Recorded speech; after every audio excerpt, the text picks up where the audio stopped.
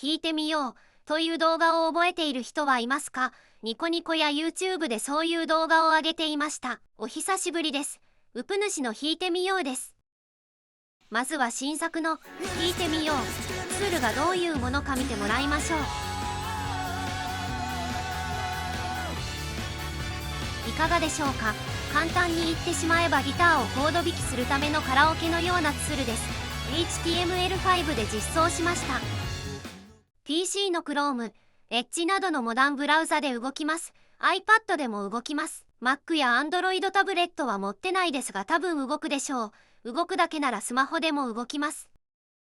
では各部の簡単な説明をしましょう。画面構成は大雑把に言うと横半分に分かれています。右は上からタイトル、YouTube の動画、簡単な説明欄です。左はギターコード表示部分です。では実際にこれをギターで弾くための準備から始めましょう。説明部分にはカポ2と書かれているのでカポタストを2フレットにつけて弾いてください。カポタストなんていらない場合はスタンダード、チューニングと書いてあります。日本ではレギュラーチューニングという方が一般的ですね。ギターの用意ができたら YouTube の動画部分をクリックします。すると動画が再生されます。もちろん YouTube のコントロールも出るので再生ボタンを押しても OK です。MV が始まりました。小芝居が長いですね。さすがゴールデンボンバー自分たちに求められているものを分かっています。初めてこのツールを使うときは音が大きい可能性があるので YouTube のコントロールでボリュームを下げておきましょう。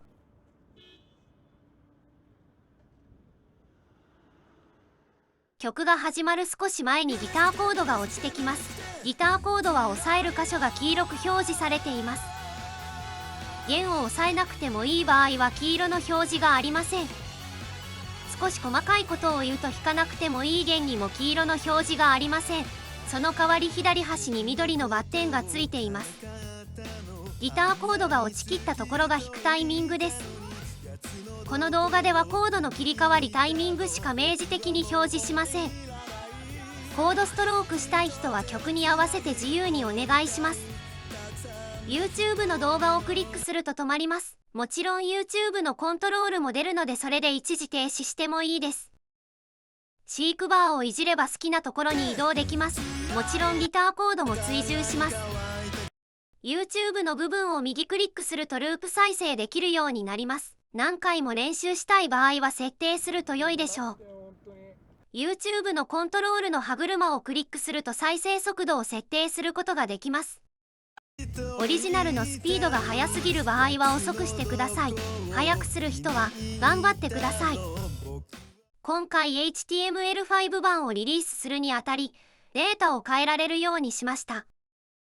JSON ファイル形式になっており、いくつかのファイルがダウンロードできます。画面の下にあるファイルを選択のボタンがあるのでここで JSON ファイルを選択してください。選択してロードに成功すると YouTube 部分の動画が変わります。あとは同じように遊べます。データの作り方によってはベースやウクレレのデータも作れます。マンドリンみたいな4から6弦あるコードを弾く系の楽器なら同じように作れると思います。配布データに関しては自分の弾きたい曲を気の向くままに増やしていきます。また、データの作り方を説明する動画を作りたいと思います。実は2007年くらいからこの手のツールや動画を作っています。作った理由は、ギターの練習を簡単にしたかったからです。曲かけながらコード踏みながらギター弾きながら、このコードの押さえ方なんだっけとか、コードチェンジこのタイミングでいいんだっけみたいな中断が多くてめんどくさいなと思ったからです。GitHub でも公開するのでもし HTML と JavaScript がわかる人は覗いてみてください。このツール自体、iPad でも動いたので改造すれば任意の動画に合わせた音ゲーができるかもしれません。家で弾いていないギター、ベース、ウクレレがある人が再びそれを手に取ってもらえたら嬉しいです。では良きギターライフを。